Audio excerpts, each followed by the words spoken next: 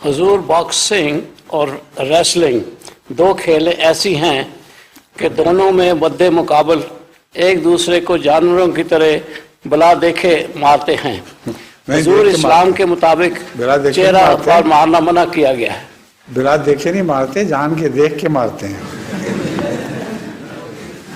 یا وہ کس نے بتایا کہ بلا دیکھ کے مارتے ہیں؟ ہر وقت آنکھیں کھلی ہوتی ہیں اور نشانہ لگا کے مارتے ہیں. پھر حضور اس کی روشنی میں کیا کھیلیں اسلام میں جائز ہیں؟ ایسی کھیلیں جی جہاں بغیر دیکھے مارا جائے وہ بھی، اور دیکھ کے مارنے والی بھی پسندیدہ بات نہیں ہے.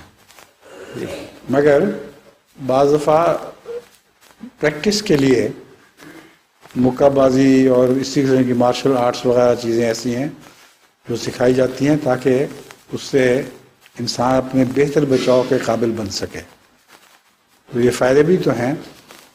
اس لیے بطور مشغلہ اور صرف کھیل کے یہ ٹھیک نہیں، مگر اگر پریکٹس کروانے کے لیے تاکہ کسی کو خطرے کے وقت اپنے بہتر بچاؤ کی توفیق مل سکے یہ کام سکھایا جائے تو اس کا کوئی حرج نہیں.